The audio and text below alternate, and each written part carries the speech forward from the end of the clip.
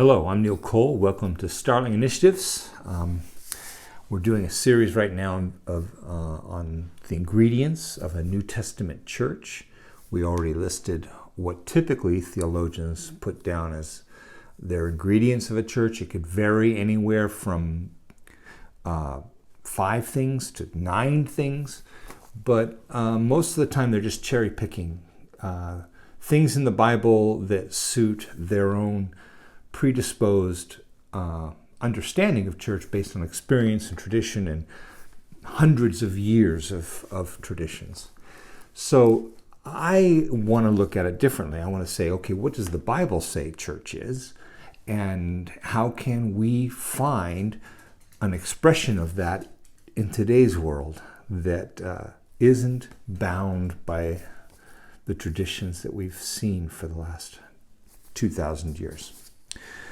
So, typically a church must have these ingredients in order to be seen as a church. I listed 5 things that, this is not theologians, this is just practice. We need to lead, pray, sing, give, and teach. Lead, pray, sing, give, and teach. And every time you meet, you do the same thing. It's like I said before, it's like the ingredients on a Mexican food restaurant's menu. Everything on the menu has a different name, but it's the same 5 ingredients. So in this way, we've made church nothing more than these 5 functions every time we gather. I also mentioned in a previous video that if you really wanted to find ingredients for church, there's a list of them in the New Testament that God clearly signposts with the word allelon, which means one another, all the commands that we're to do when we're together, one to another. That's key, I think. So let's look at those lists. That's all review. What I want to do in this video is look at the way the word ecclesia is used in the New Testament to describe church to specifically the Corinthians. Now, the Corinthians were a church in a particular city it was the sin capital of the world. Paul started this on his second missionary journey. You can read about it in Acts 18, I believe. So Paul wrote 3 letters to the Corinthians, 2 of which have landed in our New Testament. And he uses the word ecclesia frequently, which we translate as church. Ecclesia means called out ones. It can be assembly. But it evolves to have more meaning in the New Testament than just assembly or just called out ones.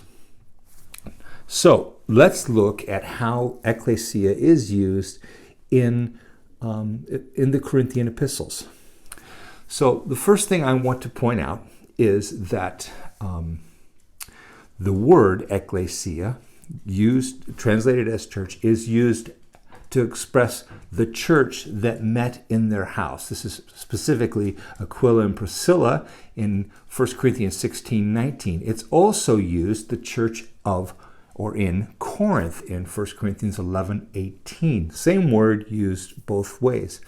The same word is then again used in the singular as the church of Achaia. Now, Corinthians was the gateway city into Achaia, which was a large peninsula area, and there would have been many cities and many churches in that area. And then finally, the same word is used of the church universal in 1 Corinthians 10:32.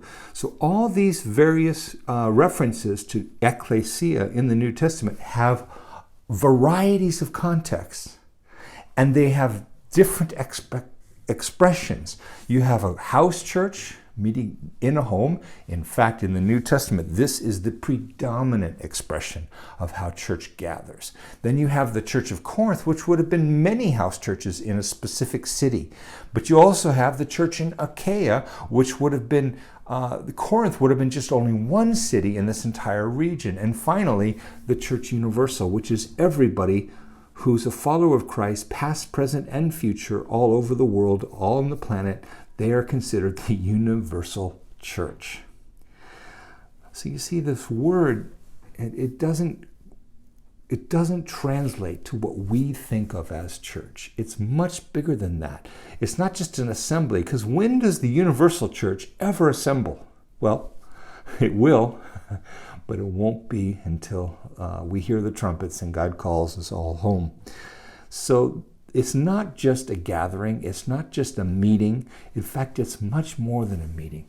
And if I could just tell you about one experience that I have had, one of our works is in Globe, Arizona, and there we have a great team of people. Some of the most committed and the most fruitful disciples that I know of in our entire global movement is found in Globe, Arizona. And they are doing all kinds of works there. They have a fantastic outreach to the Native Americans, the Apache Reservation. They have a school that they started for the people who aren't able to make it in the traditional school system. They have a coffee shop that has become the life of the community.